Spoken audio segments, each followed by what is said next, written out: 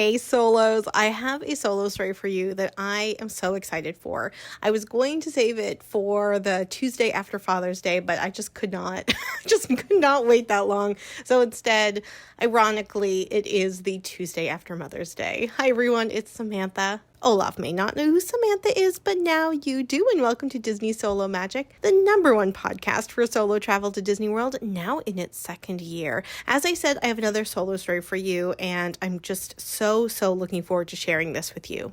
This conversation is with Jeff, Fun Jeff, who has been going to Disney all of his life, but he really wanted to share his experience about building up the courage or the appropriate rationale to do Disney by himself. He talks about the semi-solo Disney trips or these solo moments in family Disney trips, and then how he just kind of decided to do it all himself. And what I really loved about this conversation is that it really shows that even if you already have a very thorough, integrated understanding of Disney and how Disney works, it's still a totally different thing to get your head around going by yourself and then biting the bullet and then trying by yourself and loving it. What's a really cool element about his story is the way his experience with Disney kind of marks different stages of his life. And right now he said that he won't be going to Disney solo anytime soon because he has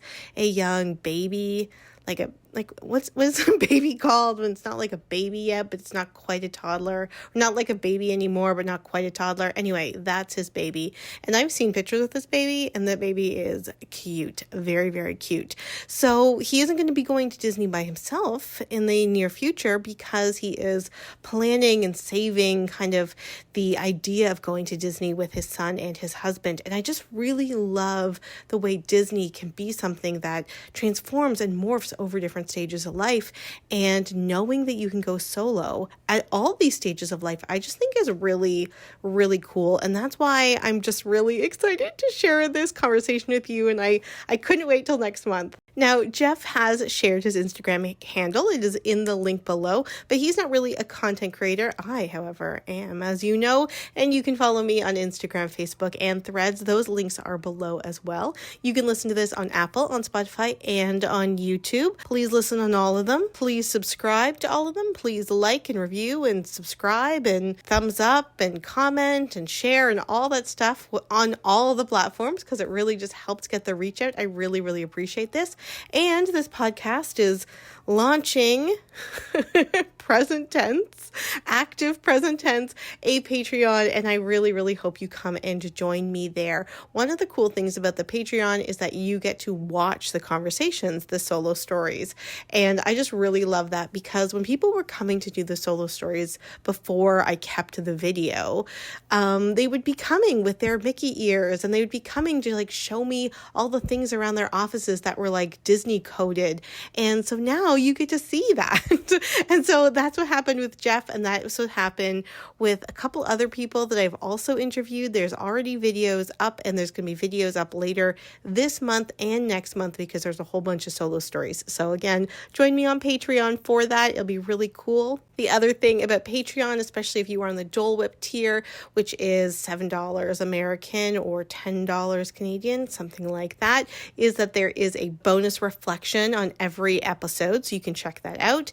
And then on the Mickey Bar tier and the Dole Whip tier, there are also weekly voice notes, and if you're part of the Dole Whip tier as well, there is one special bonus episode for you every single month. So again, join me there. Let's just get into it. I can't wait for you to hear this. It was such a great conversation, and I just really, like I said, it just really brought a lot of insight, and I hope for you who are Disney experts and Disney novices, it also inspires you to plan your own Disney trip. Let's get into it. Hello, Jeff. I'm so excited to have you on the podcast. Thank you so much for agreeing to do a solo story. Thank you, Samantha. I'm so excited to be here. I know. I'm to be honest, I'm extra happy to have other men on the podcast, because I feel like there are men that listen, and I don't get a chance to really talk about those experiences that much. So thank you as well. Yeah, as we were saying before we started recording, ears are for more than just girls. For Yep. those on Patreon, you'll see the ears that I'm currently wearing. I know. I Um, love it. Those are so unique. Did you buy them in the parks? I did. These are the Chippendale Rescue Rangers ears, and my husband and I have taken on the Chippendale personas as our kind of Disney character personas. I love I it. am Chip, he is Dale. For when you know us, you'll understand it. And they were doing the decades collections over the course of the 50th anniversary celebration, and they launched these ears, and I just had to have them. Yeah, they're so cute. I was wondering if they were a tie-in to the show, like the movie that they launched a couple years ago. I don't know if they're tied into into the movie. I think they're really just harken back to the original Disney Afternoon series. Yeah. Well, they're great. And I actually Thanks. love that you named your Disney persona. I feel like that should be a new question for all people on the solo stories. So it's good you already have an answer.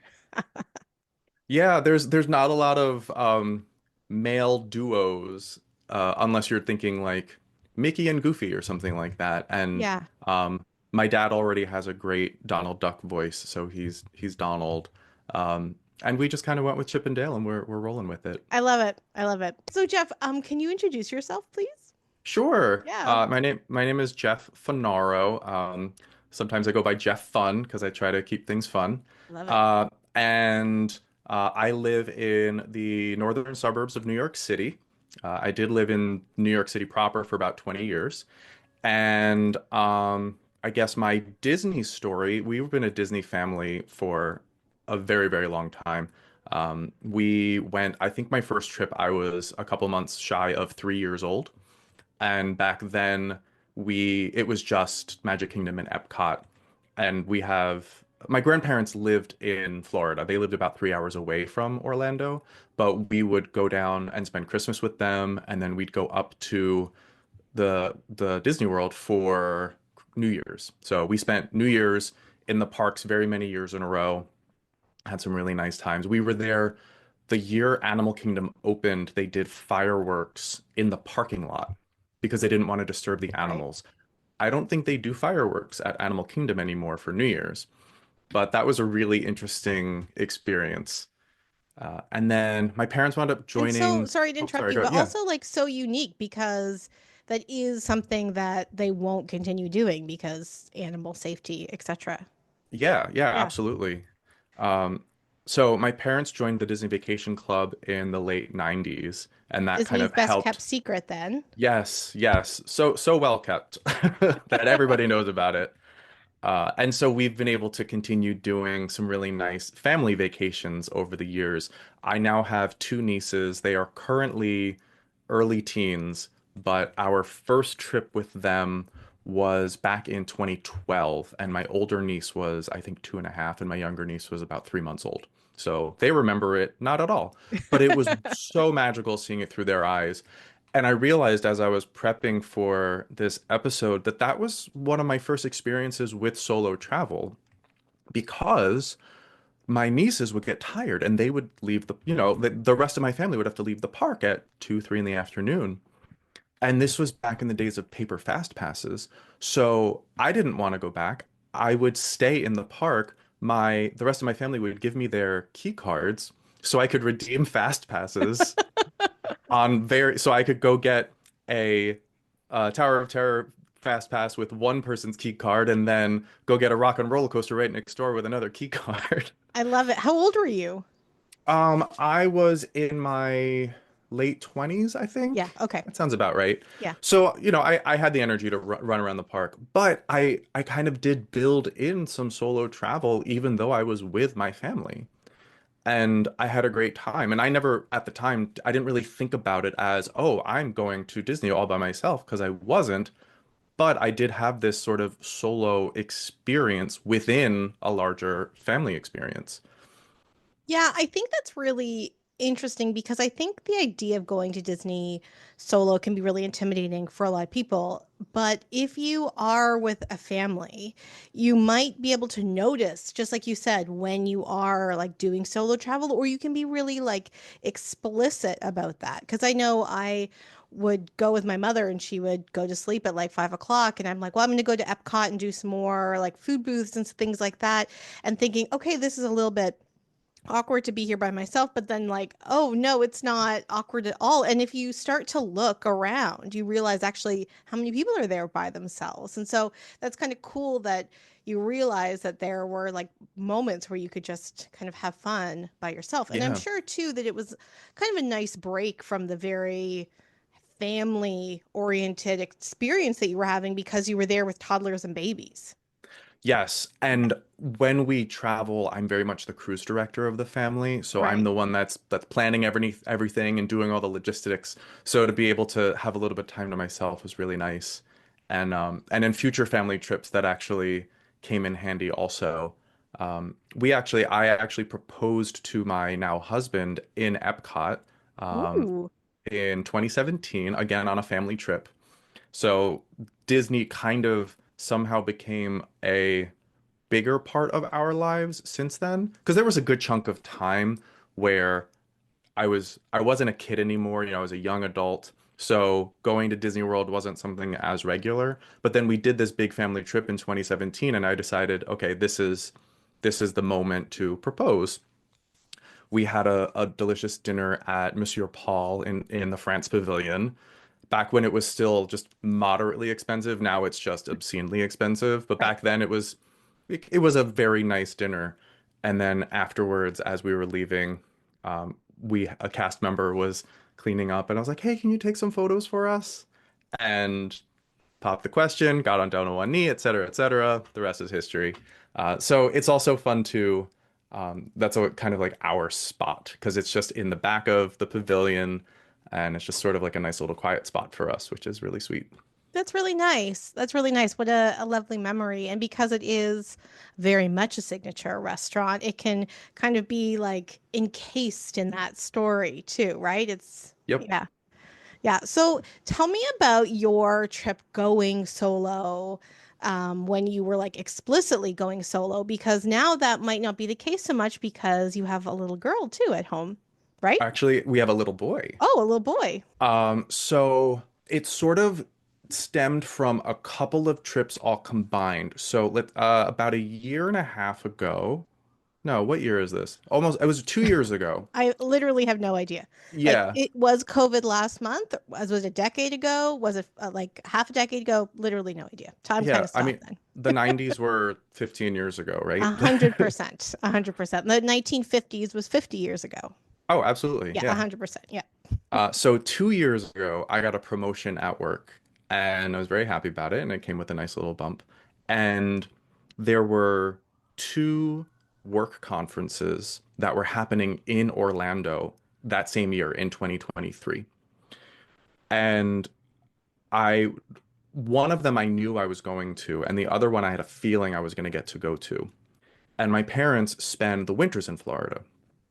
So when I got my promotion, I decided to treat myself to an annual pass because it would cover all three. It would cover the two conferences, and I really wanted to go to the International Festival of the Arts, which I'd never been to before. So I was able to go the following January, and that's my big solo trip. That was my 40th birthday present to myself.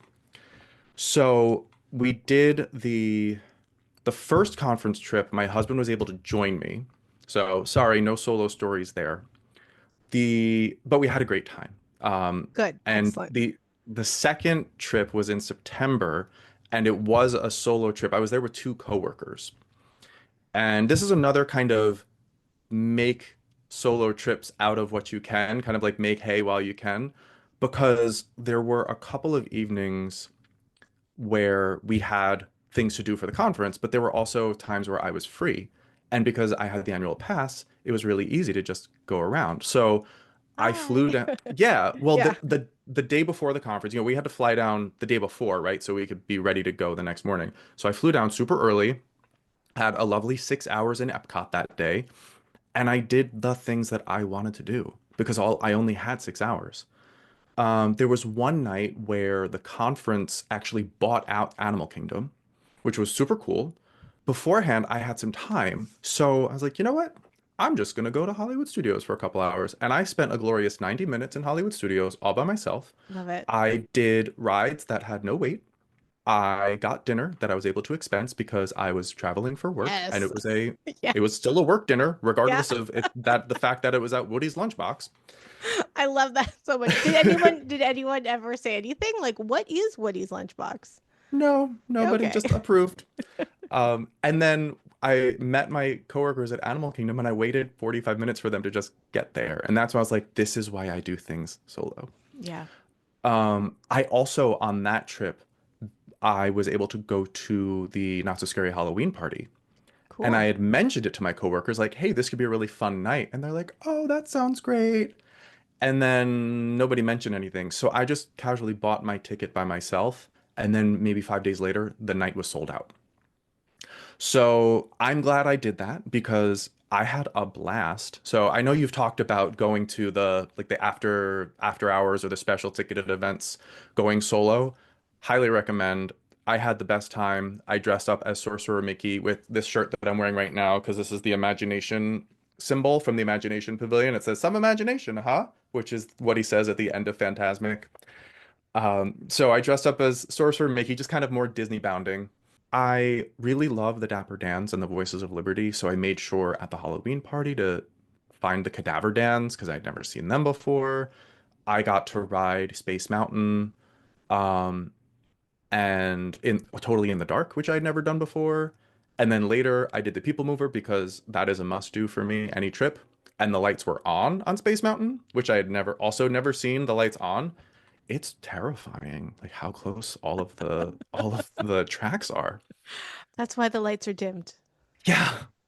So yeah, that's it. The that conference again is I think another example of you can go with people or you can just go to the location and have solo experiences, right? It's not necessarily a dedicated I am going for the sole purpose of doing Disney solo. It's like I'm going and I also get to do solo stuff while I'm there. Yeah, I think that's great. It's such a good way. Matt Richardson said like microdosing. And like I think it's a good way to like microdose solo experiences too. Like I know that when I travel for work, not to Orlando, but to other cities, I'll just be like, oh, well, I'm gonna go and do something an hour by myself. And that got me more comfortable traveling by myself. So I have a couple questions though for you. I wonder if there were any like nerves or apprehensions in these like mini microdosing solo trip. I would guess probably not, that you probably were like really happy to like have an hour and a half or an evening to yourself after being like on like work on in or place that you already know and are familiar with. But what is your answer to that? So actually, there was a very specific answer. We did a family trip the year before in the summer of 2022. And it was towards the end of the trip. My parents weren't feeling well. They're in their 70s. So at the end of a trip, they're tired, right? My sister and her family had done enough of the parks and wanted to go to the water park instead. They had a great time. And my husband was also sick. Turns out that my parents and my husband all had COVID. We didn't know that until we got home. Luckily, everyone is fine and recovered fairly quickly. But it was the last day, and I didn't want to sit around and do nothing. There wasn't much that I could do for my husband because he was just feeling really crummy. So I decided that I was going to go to the Magic Kingdom by myself because that was the original plan for all of us to go.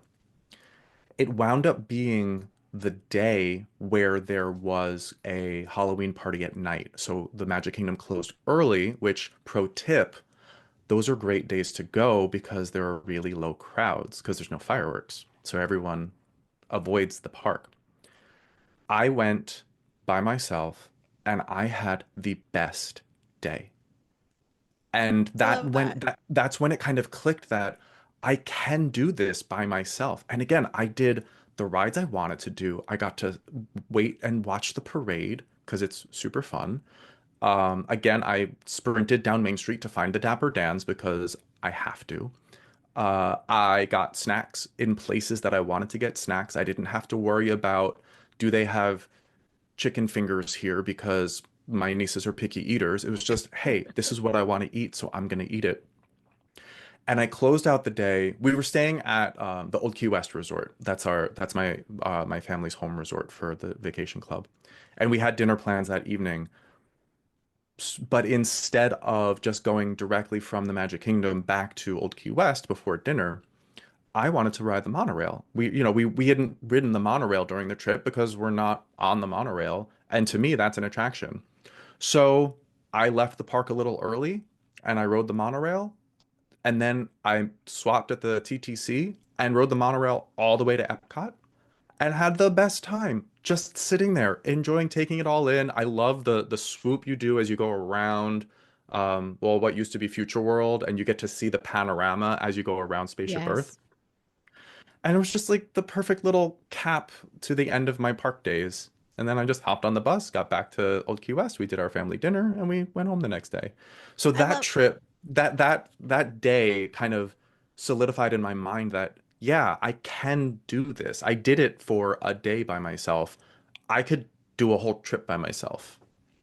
Yeah, I love that because I feel like when you've grown up with Disney and you have these and you're there with family too, as well as like as an adult, it's like you have these kind of braided experience or like association with Disney, right? Like you as a kid, but now you as an adult with nieces and the soon to be son when you bring him there, but then also yourself, right? So you're like you have these three different things that are happening, and so to like just take a strand out to be like, oh, like who am I in this place? I think that's really cool because of your long history.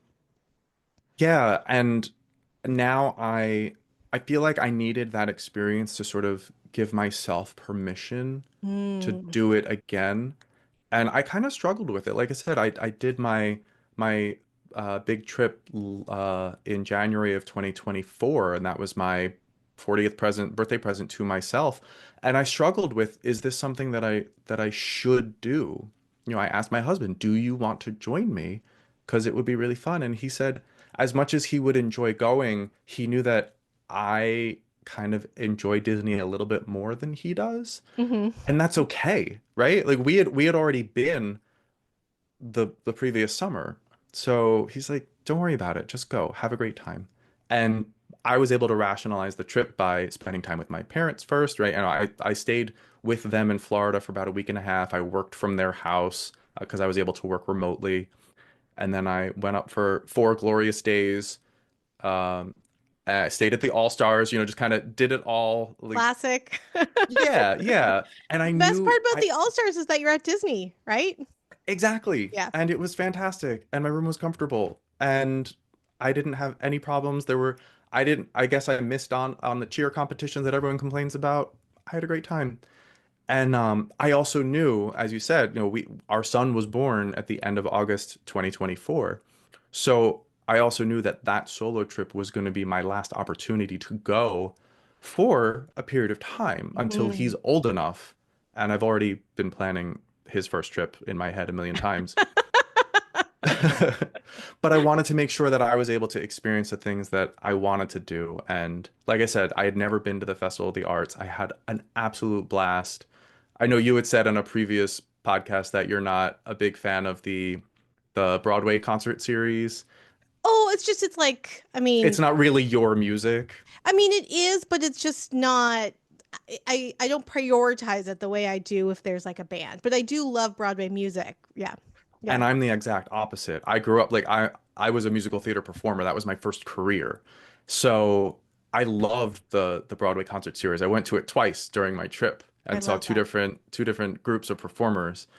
And just walking around and seeing all of the art booths and doing the paint by number mural, it was just so immersive and more interactive than I think some of the other festivals are. Definitely, So, and I definitely. really enjoyed that. Like the Flower and Garden Festival is gorgeous. Yeah. The topiaries.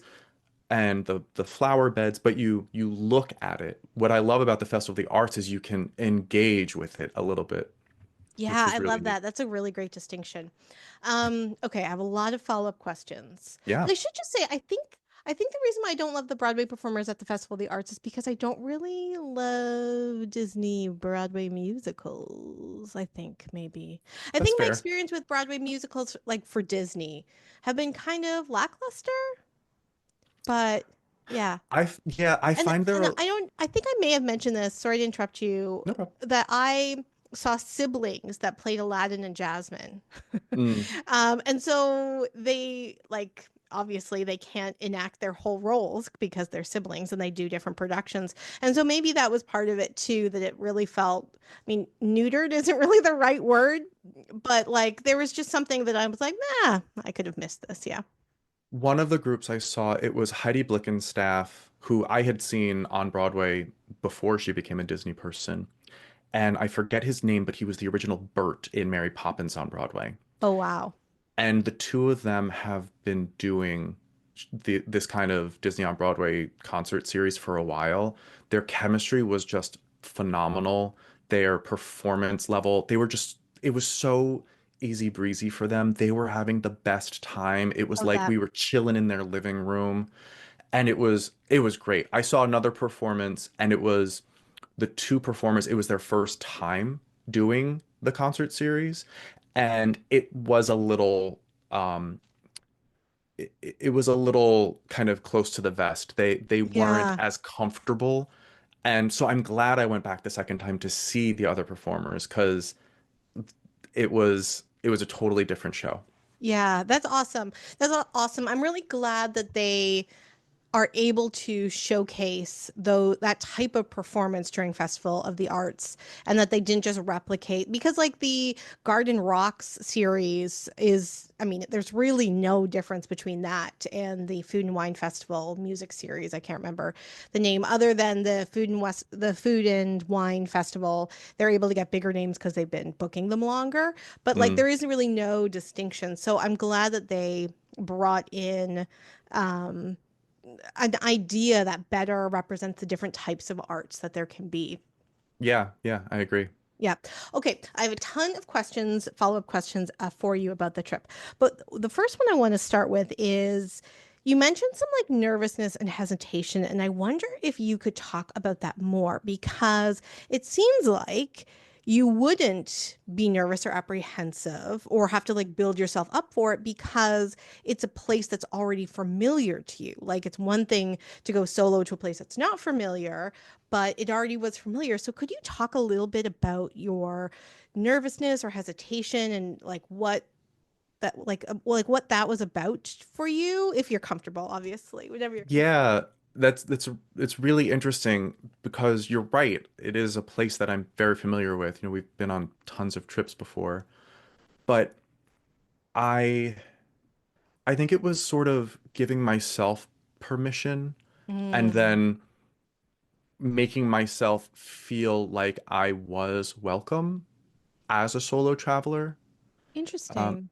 I had posted in one of I'm in a couple of DVC groups on Facebook, and I had posted there like, "Hey, I'm planning a trip.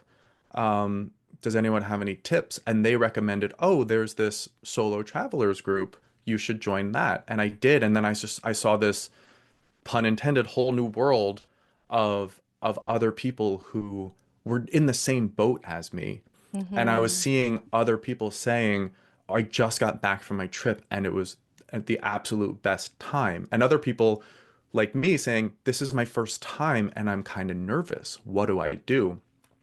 So just knowing that there was this community within solo travel, which sounds counterintuitive, but just knowing that there were plenty of other people like me. Because I would assume that locals just pop into the parks all the time, but for someone to travel and stay in a hotel and do all of that stuff, I I just I wanted to make sure that I felt like I belonged, which I absolutely did, and I don't know why I questioned it. I think it was more of just me I think honestly, it was mostly about me giving myself the permission to do it. Mm, And to yeah. see other people doing it allowed me to give myself the permission. And now that I've done it, I'm glad I did because I don't have to give myself permission for future trips. I just have to find the budget for it. Well, you might need to get your son's permission. Yes. All of a sudden, the Or dynamics will change in a few years. yeah, yeah, yeah. What was the permission that you could do it by yourself, that you could enjoy something by yourself, that you could travel by yourself, that you could spend the money just for yourself? Yeah, I think it was kind of maybe a little bit of all of that. Yeah, I also am fairly introverted, so was I going to feel alone? Was I going to feel like I was in other people's way? Um, it's hard to pin down. Yeah, I don't know if I have more of an answer yeah, no, beyond that's that. fine. That's fine. I think it's really wonderful too that that is the way you chose to honor like your 40th birthday because that's that's a big deal. That can be a little traumatic for people like myself. And that to be like, you know what, I'm gonna do this big adult birthday in a way that feels the most authentic to me, the way that feels the most fun to me and by myself. I think that's just such a cool way of entering your 40th year. And what's really cool is that a lot of people have done that. A lot of people celebrate their 40th birthdays, 45th, 50th, 60th, 70th. Well, maybe not 70th. I haven't seen as many people celebrate their 70th birthdays solo, but I think that's just a really cool way of like entering into this new stage of one's life. Yeah, yeah. Yeah. And as I'm thinking about it, I think the way my brain is set up, I'm a very logistical person and I like to rationalize things. Yeah. Like I have to have a good reason to do something. So Mm, purchasing that annual pass, right? Because I said I had the two yeah. conferences, I was able to rationalize the cost so that that third trip, the solo trip, wasn't really costing me much in park tickets because I had Right. already paid for it. Visiting my parents ahead of time legitimized my trip to Florida in the first place. So it gave me the permission to go down there. And then, well, I was only a couple hours away, so I could tack it on. Yeah. And then going in January when the hotels are the least expensive and they have the discounts and staying in the least expensive room on property just helped me rationalize the additional cost of staying on property, traveling there, etc. So I think it's really just the way that I personally am built Yeah. that Totally. Totally.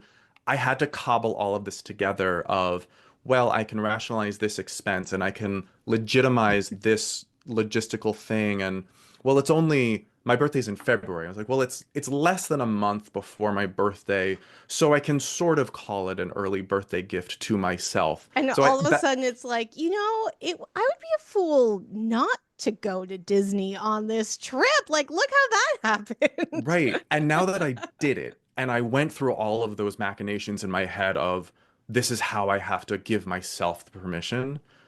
I just all I think about is when can I do this again? When Yeah. can I logistically make it happen? Not giving myself permission again, but just saying when in my life could I make this happen?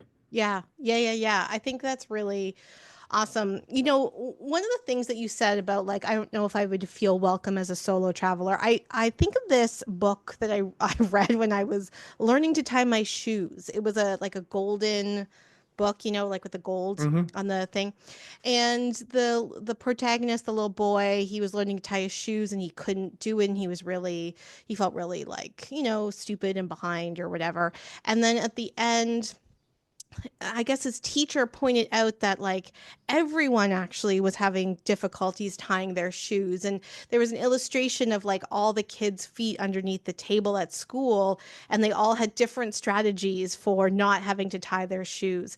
And it was like if you are just so focused on yourself, you don't necessarily realize that everyone is dealing with very similar things as you, right? Like it feels like a very family oriented place until you start going solo, and then you're like, oh, look at all the solos. Or until you start going as an adult without kids, and you're like, oh, I don't even notice the kids anymore, there's so many adults here, right? So I think it's a little bit like that if people are hesitant to go solo for themselves, to think like, oh no, it would just be me and I don't know how to tie my shoes. And then you're like, oh no, no, don't worry. Once you get there, nobody knows how to tie their shoes. There's a ton of solo people. Like all of a sudden it feels very much like I was talking to some family members who have kids, and I was like, oh yeah, I guess I can help you plan your trip, but like, God, what would you even do with kids? Yeah, it's like, oh, you can't go do this, you can't go do Yeah, that. really. They're not gonna want to do this. Yeah. Yeah. Okay, so you went to Festival of the Arts on that solo trip. What else did you do? And then the other question I want to ask you is what else, like if you were going into that trip again with like more confidence, like you already had that permission, what would you have done or what would you Hmm. add? Okay. So what did I do? I said that, I knew that I wasn't going to be back for a while, so I really wanted to hit as much as I could. So I was there early morning entry for the parks every day, which I don't always get to do when I'm not solo because other people that I go with aren't really morning people. Right. So, I was at Animal Kingdom at 7:15 in the morning and Ooh, that sounds ugh. I was off Flight of Passage before 8 a.m. Oh my And then I gosh. went right to the safari and then I did Expedition Everest and I was like, I need to take a break. It was before 9 a.m. I'm This like, was so I need much. a breakfast sandwich. I need to sit down. But that's what I wanted to do. And then I was able to build in breaks. And I think as a solo traveler, like taking a break is different for everybody. Some Mm, people want to go back to the room or sit by the pool for a little bit. Some people can take a nap during the Hall of Presidents. Like people break in different ways. For mhm. me, if I can just kind of sit, maybe have a snack, and focus on something, that helps me break. So I was again, it's just like eating where I wanted, when I wanted, or even doing something relaxing like living with the land. That's a it's well air conditioned, it's comfortable, you're still doing stuff. Um, One thing, just a little bit of change of topic, but one thing that I was worried about doing solo, especially as a solo guy, was taking photos with characters. Yep. And in the from some Facebook people, a lot of people said like have a story to share or bring a prop or something. And I went into this trip knowing that we would be having a son at the end of the year. We didn't know if it was a boy or girl yet, but at the a week before Christmas was when our surrogate did the embryo transfer. Mm. So a month later was my trip, and I was actually on the trip, and she had a doctor's appointment, and she called and confirmed that everything was going well while I was Exciting. walking around. I'd like just gotten off Tron, Yeah. and she's like, "Hey, I just had my appointment." So one thing I decided to do to make the character meetings a little bit easier for me, again, that imposter syndrome, right? Was I got a little golden book, which you had mentioned earlier. So Yes. it's called Mickey's Walt Disney World Adventure, and I asked the characters to sign it for my future child. Oh my God, I'm gonna cry. So the characters signed the book. So now it's his little first souvenir and his little autograph book. And again, this gave me permission to go take the photos. I wanted to take the photos. I think they're fun, Yeah. but I felt weird, awkward, like me, just random guy standing in line. So this totally broke the ice. All of the characters were, I mean, they can't communicate in traditional ways, but the way they communicated was so warm and welcoming. Yeah. And the wranglers and the photographers were just over the moon about it. It was such a special thing. So that kind of helped too. And that's probably something that I would try to do in the future is have some sort of a crutch to make those photo experiences a little bit easier. So do I bring another prop? Maybe it's like a flat Stanley of my kid or my husband. For those who don't know what flat Stanley is, I guess you can look it up. Are you familiar with Flat Stanley? Well, no, I was like, okay, a Stanley, like a Stanley Cup. But then also as a No, Canadian, whenever I see people talk about Stanley Cups, I get very confused because of hockey. So no, I don't know what a flat Stanley is now that you Flat said that. Stanley is sort of a generic term, but basically, I think it would be like an elementary school project where you draw a character on a piece of paper and you stick it to a like a tongue depressor, Okay. and then Okay. you mail it to family members, and they take pictures of this character in different locations. Okay. So Yeah, if they yeah, were to yeah. mail it to me, if I'm at work in the city, I'd say like, here's Flat Stanley next to the Empire State Building. And it's a way for kids to engage with friends and family and also to learn about new and exciting places. Fun. So yeah. Yeah, I think it is good to go in. If you're nervous, I think it's good to go in with some sort of like crutch, you said, or just like a hook, something like that. I understand as a man why you would feel uncomfortable doing that. I saw a lot of people on Facebook say that, like there was this one man who's like, oh yeah, I'm not never gonna do it. Like I want to do it, but I just think it'd be awkward. And it's like those are often the types of men that are like the best men to do character interactions because like they're aware of the dynamics of it. But I don't think that should prohibit men, obviously, from doing it, but having something um, to engage with, I think that makes a lot of sense. Did Yeah. you meet just like did you meet face characters as well, like princesses as well, or just head characters? I only did the costume characters. I did not meet face characters for this because also the lines for them are typically really long. Yeah. So I kind of grabbed the Sensational Six or however many of them because I did also get Chip and Dale in there because I had to. Yeah, of course. And I happened to be wearing my Chip and Dale Rescue Rangers t-shirt that day. So did I plan it? Absolutely. Yeah. I love it. I love Um, it. and while Dino Land is still around, they actually, Chip and Dale have a really great meet and greet in a Yeah. piece of Dino Land that still exists. And I think Daisy is there too. And it's kind of tucked out of the way. So it was really easy to get pictures with them. Because sometimes the major characters, they're in the middle of the action and they're just mobbed. Yeah. So you can meet both Donald and Daisy there, although I think that those two are that area has been closed because that was right beside where some of the like Okay. arcade games. And then yeah, Chip and Dale in their little dinosaur costumes are like tucked in So the cute. corner. And I went to meet them and they weren't there and I was really disappointed. And like I often won't check the times to purposefully go and run into the characters who are out.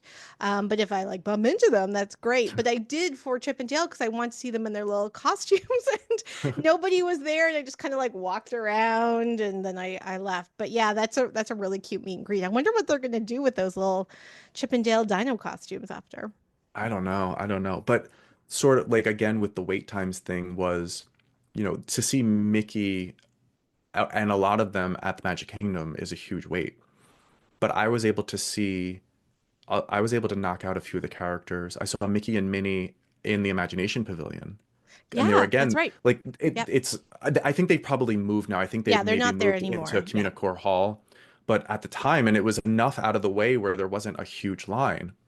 So kind of pick your battles maybe or like strategize if you really want to get a photo, kind of see what your options are and maybe try to find the least popular one because you're going to get to interact with them no matter what. Yes, although I do find that the Mickey Mouse meet and greet at Magic Kingdom I have never waited more than 10 minutes to meet Mickey there. Really? Yeah, but it's like mid-afternoon, Yeah. and you have to like for me, I never go planning on doing that. I just when I enter, I'll take a look at the time. When I'm leaving, I take a look at the time. And for those adults listening, if you don't want to listen to this with your adult ears, you can close them. But that area, that Main Street USA area has like two Mickey Mouse meeting areas, which is why the line goes really quickly. But of Okay. course, you will never know that when you're there. But The way they shape it, that's yeah. yeah, that's why the line can go really quickly. Okay, that's good to Yeah. know. So okay. So what else did you do on your trip? Well, I did a lot of magic shots because I love the photos, but Yeah, I think one thing that I need to figure out for future trips is I need more poses with the magic shots. Because right. the with a PhotoPass, I can only just stand there or thumbs up or like hands on hips so many times, cross your arms, and then I need to think of some more clever poses. Um, I had a yeah. PhotoPass photographer say to me last time. He's like, "Do you have anything else?" Hey, no pressure, like teenager. Right. And then I That's really think I'm funny. doing something really unique the whole time, and then I'll go through all my PhotoPass, and I was like, "Oh no, it is the exact same pose every single time." Yep. Yeah. Was it Yeah. awkward doing the PhotoPass photographer, doing the PhotoPass photos as a man by yourself? Like, did you feel any sort of um, awkwardness that you also were thinking that you would feel with the characters?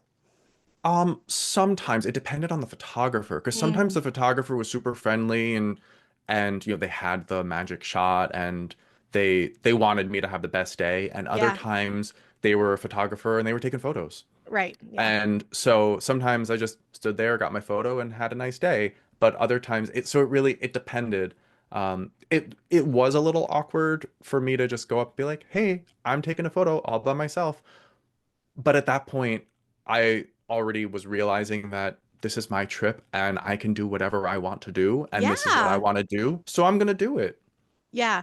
And I would really encourage people, if you have the memory maker, to do as many photos as possible and to work with Absolutely. as many photographers as possible because it really does shape your experience. And I was posing in front of the castle or like beside the castle where like Sleepy Hollow is, and I had a really great PhotoPass photographer. We had a lot of fun. And then there was an older man by himself and he said, "Oh, can I do my photos next?" And the photographer was like, "Sure." And then I turned around and he was already done. Like the photographer did not have as much fun with him. And I just thought, like, that's a shame. I hope Yeah. that this man like goes and asks other photographers so that he has a really nice like breadth of experience. And it really is depends on you and them. So the more the more photos you take, the greater chance that they'll be really fun and excellent. And it's not Yeah, even like the photos sometimes, it's just the experience. absolutely. Yeah. I was power walking from like Splash Mountain, and I was just walking along the the wooden Yep. board area, like the pier area, Yep. so you can bypass the main street. And there was a photographer there right on the water. And she gave me a whole photo shoot because there weren't a lot of other people there. She gave me like probably 10 different shots. We got the Liberty Bell in the background, and then we posed the other way, and we got Big Thunder Mountain in the background, and then we just did a bunch of different angles, and she had a great time with me. And the same thing, I remember that experience. I don't know her name. I probably should have given her a cast compliment, but it was that experience while I was in the middle of going to something else that just made it special. Yeah. Yep. The last time I was at Hollywood Studios, I was like dressed up with my like Miss Piggy outfit, and the photographer was just having the greatest time, and she like lied on the ground to get some other shots of me. And as she was lying on the ground, I was like, "That's not going to be a nice angle for me, lady, but we appreciate the effort that you're putting in." And so I still haven't like decided if I'm going to make those pictures public, but it was just such a fun experience that, Of yeah, course. yeah. Yeah. I've never experienced any PhotoPass photographer where it was awkward to do it by yourself. Like, never did a PhotoPass photographer cast member ever make me feel uncomfortable to be there by myself. The same. Yeah. It's either I've had an average experience, which is very fine. It's Yeah. very, I've had Yeah. like an Yes. adequate or a very exciting experience and never a subpar experience. Yeah. Yeah. Yeah. The Well, one time I had a mhm. slightly awkward was during the Halloween party. I was dressed up as Sorcerer Mickey and I went to Main Street and got my photo with Mickey. And that Mickey was kind of over it. And that's kind of when I was like, oh, should I not take photos Ah, with costume characters? And yeah. that because that was the trip before my solo trip. And Yeah. that's why I had the hesitation because that one experience where it kind of wasn't great. But luckily I've gotten over that. Yeah, and I think that's more of a character thing than a photo thing. And I definitely have had experiences with like Mickey and Minnie, and I guess the princesses too, but with them they're talking, so it's a little bit different. With Mm. Mickey and Minnie's that I'm just like, "Oh, okay. All right, that's what we're doing." And then other ones where like we're laughing hysterically and the blueberries, like the Wranglers and the PhotoPass people, like we're all having a great time. And then other times I was like, "Oh, okay." Yeah. I mean, I think yeah, yeah. Yeah, I'd But say, don't let one as an experience adult, mar you you. know Yeah. that you can go to other Mickeys and have different Yes. experiences. Maybe Mickey will be in a better mood the next day. Yeah, that's right. That's right. So if you were to do this again, what is something that you When I would, do it again, I look forward to yes, doing it yes, again. when you do it again. But I'm also thinking like for 40th, right? Like that was Mm. special. So if you do it for Hmm. your 50th, like when you do it again, what is something that you would, no, no, I'm not going to say when. If you were to do that trip again, what is Okay. something that you would do differently? Like knowing what you know now, what is something you would have done differently on that first trip? Interesting. Um, hmm. I went really hard on that trip Mm, because it was sort of that blowout. I know I'm not going to come back for a while, so I need to do every single last thing. And I probably could have cut a few things out. Like, did I really need to do It's a Small World? I enjoy It's a Small World. I've done mhm. it tons of times. Um, so maybe I could have done it just a little bit slower and kind of enjoyed myself or taken that little bit of a breather in spots. For instance, actually, I did that to a point because there was one day I was at Hollywood Studios and I got in line for Tower of Terror. And I'm standing there and it was like a 25-minute wait. I'm like, that's not bad. And my body was telling me that I needed a break. I'm like, no, Mm, I can do this. I can do this. And 5 minutes later, I decided, you know what? I don't need to do this right now. And I got myself out of line. I grabbed a snack, and then I went and watched the Beauty and the Beast live show, which is old. And they're up on stage and they're doing their thing. But that again, like I said, that's my way to relax is just kind of sit and chill for a little bit. But I was still actively chilling. And that's what my body needed. And that's what I needed to have that just that little bit of reset. I wound up not doing the Tower of Terror that trip. But you know mhm. what? I had done it a few months earlier, so it wasn't the end of the world. And I think that's the thing is always realizing that there is another opportunity in the future to do something. Yeah, and So, I think like when you were saying that, you had to give yourself permission to go on that trip, I think that other people are could be in the same boat and would think, well, if I'm here by myself, I really have to make use of every single minute. Like I have to come home and be like, "Oh no, I did Disney 120% because I was there by myself." But yep. I have found the more times I go by myself that making the most of the time sometimes is just hanging out by the pool or like doing the train around Magic Kingdom, which I apparently love to do now, even though I never did it growing up. But it's so calming. Like everyone has their own things, but Yeah. it's the fact that you are there by yourself in a fun, safe environment. You're doing it by yourself that you don't need to like. I'm saying this for other people too. You don't need to prove that it was worth doing Disney by yourself by slamming your whole trip full of stuff and then feeling like, ooh, is this too much? Yeah, absolutely. And I personally don't do well, I guess back then it was the Genie Plus, now it's the Lightning Lane. I typically don't make those additional purchases myself.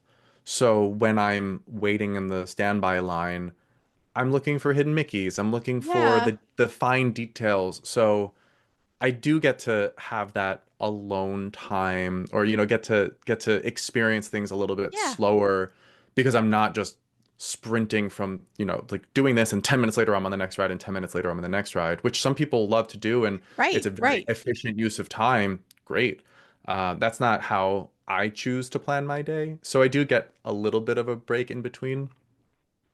One tip I would offer is bring headphones when you're in the park as a solo traveler. Actually, just I was talking about this with somebody the other day because when you are waiting in line and if you just want to listen to music or what you catch up on the news, whatever it is, you have your headphones, you can listen in. Or if there's some drama happening around you, like maybe some kids having a meltdown, or you just don't want to engage with the people around you, as long as you have those headphones in your ear, it seems like you can't hear them. So you can just get away from an awkward situation. But then if something pops up, like I remember I was in the line for Rise of the Resistance, which, can be a hefty line. And um, I could tell that the family behind me was watching me look around. And they were like, why is he looking at the wall? And because I took a picture and they looked at me weird and I'm like, oh, there's a hidden Mickey right there. And they're like, there's a what? And I'm like, yeah, it's a hidden Mickey. So you see, and I showed it to him, and it just like blew their mind that these types of things existed. And for the rest of the queue, the little kids who were getting bored were now looking all over the place. Yeah, that's nice. I mean, I come from a long history of people that are comfortable talking to strangers. And so I don't mind talking to strangers, but it is nice to have those interactions. But if you want to like close down, having headphones is a good thing too, especially if you want to listen to your favorite podcast. Yeah, Big wink. absolutely. I've heard there's a solo magic podcast that's I really know, I great. heard it's great. I heard it's the number one podcast for solo travel at Disney World. I would say that it is. Funny story about the Beauty and the Beast show at Hollywood Studios. I love that. I think it's classic, and I've seen so many solos there, like up in the bleachers, just eating and singing along. And I spoke to this woman. She was older. Last trip at the Polynesian resort, and she's like, "I just really love the Beauty and the Beast sing along," and she was talking about Hollywood Studios, and so I was like, well, do you mean the Frozen sing along at Hollywood Studios? Or do you mean the Beauty and the Beast sing along at Epcot? But I knew what she was talking about. And I said, well, that's not actually a sing along, right? Like the Beauty and the Beast show at Hollywood Studios isn't actually a sing along. And she's like, oh, yeah, I guess you're right. And I was like, no, no, I sit at the back and sing. I sit at the back and sing like that. But it I was just mean, funny. if you go and you sing along, then it's a sing along. Yeah, that's right. That's right. All right. So, I don't want to take more of your time, but I'm interested in knowing like, oh God, I know people hate these questions, but like, what is your favorite park and what is like a food that you would recommend someone going solo should try, or a place, or something to do, or an activity, something like that. And you don't need to base it on your solo trips either. You can base it on all of your experiences there. Sure. These days, Epcot is definitely my favorite park. Magic Kingdom always holds a special place just because it's, the Magic OG. Kingdom. Yeah. Yeah. And but Epcot, I could walk through the countries every day for the rest of my life. There's just so 100%. much to explore. There's so many 100%. little nooks and crannies to go and enjoy. Um, I've eaten in the new Connections Cafe. I've eaten at Sunshine Seasons. They're fine. You get good meals, but when you're in Epcot, I feel like there's no reason why you shouldn't eat in the World Showcase. 100%. And even if that means, honestly, I love the Regal Eagle Smokehouse. It's I've a never nice, really tried there. yeah, I'm a big fan. I had a jackfruit burger that was delicious, and I wanted to have something that at least sounded mildly healthy. And I'm like, oh, okay, there's vegetables in here. Sure. Yeah.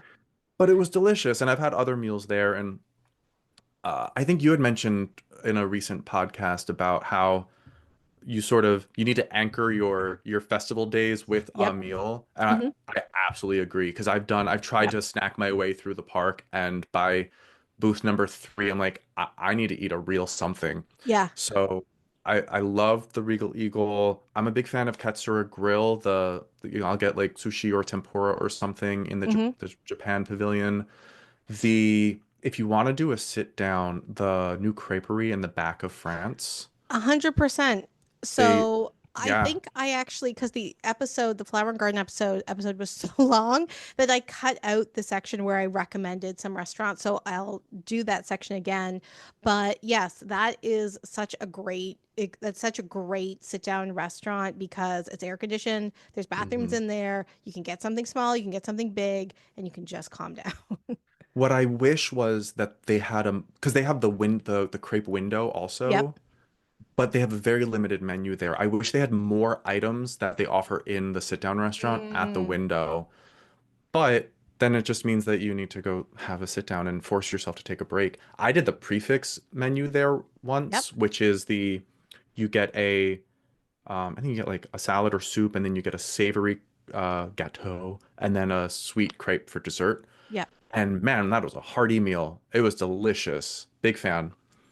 That is Yeah, actually just sorry to interrupt. That's a yeah, good one to split if you're there with somebody else and you're doing the festival and you need an anchor meal. So doing the prefix at La Crêperie, getting and then like doing half and half or whatever, however you want to split it. That's a really great way if there's two of you.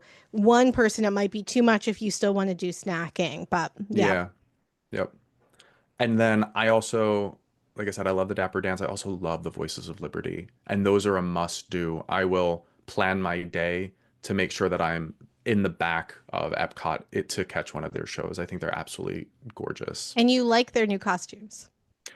You know, I know we had talked about this Yeah. on Instagram. The concept art, I thought they were very cool. I recently saw a picture of cast members in the costumes Uh-huh.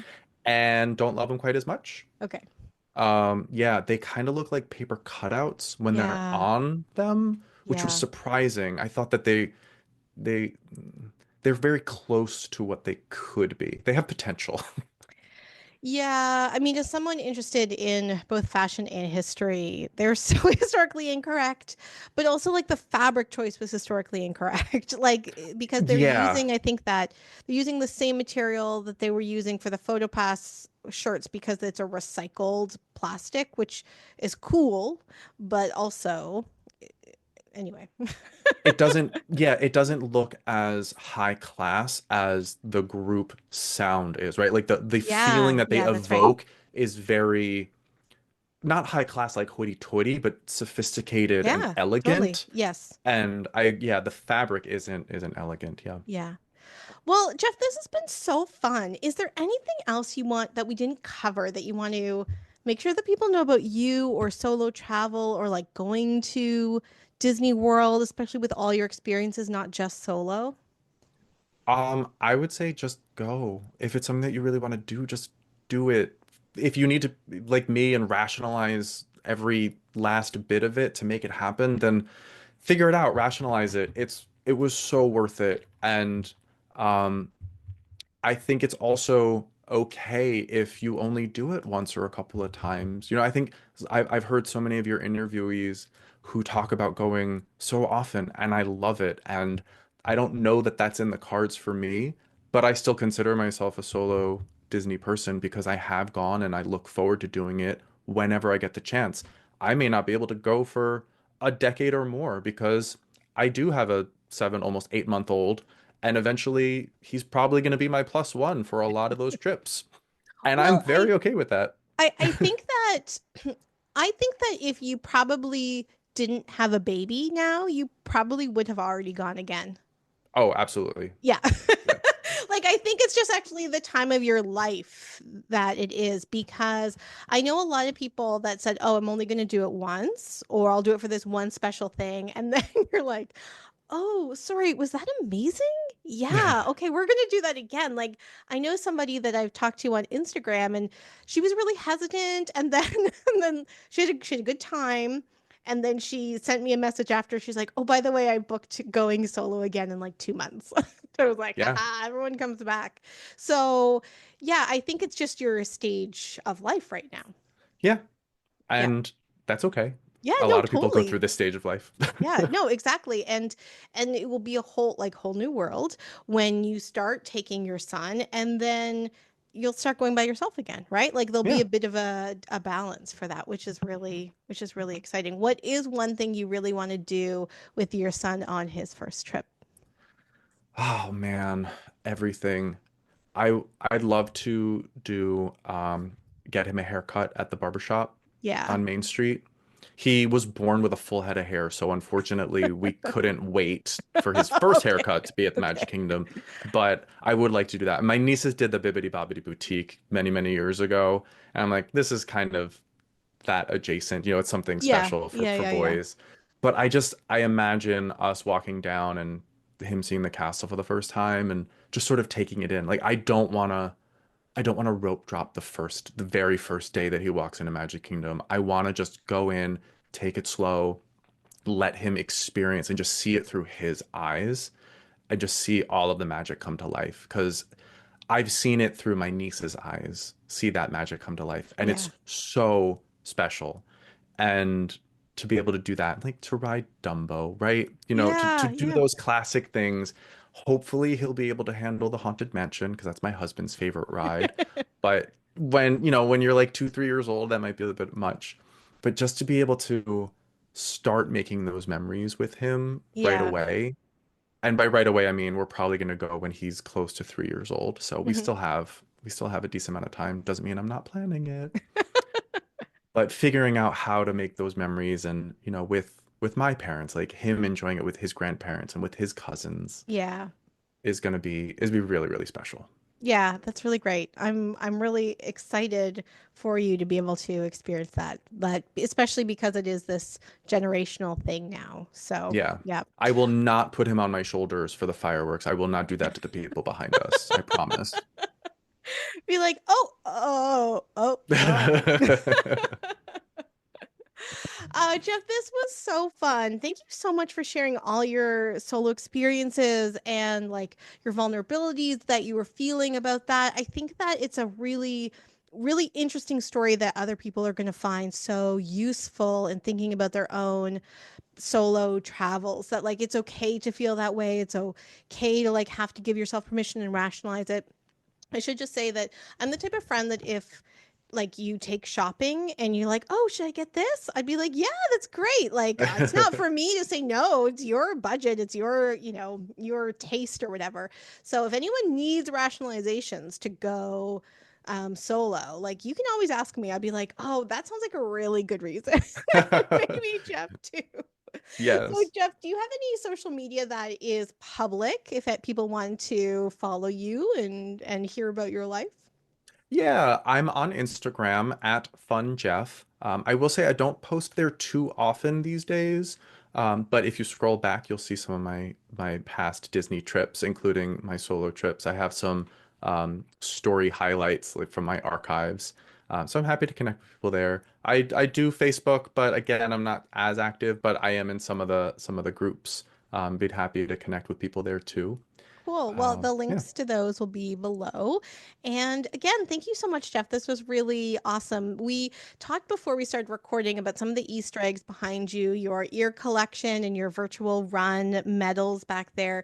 I'm going to do a small episode on Patreon about the virtual walks. And so maybe we'll connect then and you can share your experiences.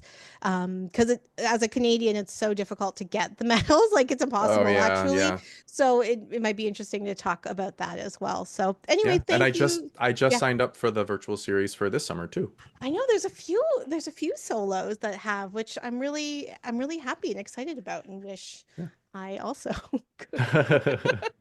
All right, so until we connect again, Jeff, this was wonderful. Thank you so much. Yes, thank you so much. This was so fun. All right, bye. Bye. Hey Solos, it's Samantha. I hope you liked this episode as well as all the episodes of Disney Solo Magic, the #1 podcast for solo travel to Disney World. You can support this podcast by rating, reviewing, subscribing, and sharing this podcast on Apple, Spotify, and on the YouTube platforms. However, you can also support this podcast and build the Disney Solo Magic community by joining us on Patreon. We have 3 different tiers at different price points, starting at $2 American, and I'm hoping that it'll be a really great place that you can meet other people, both get and share tips and tricks for solo travel to Disney World, and to create larger conversations about how to bring Disney Solo Magic into your everyday life. So please join us. The link to the Patreon is below.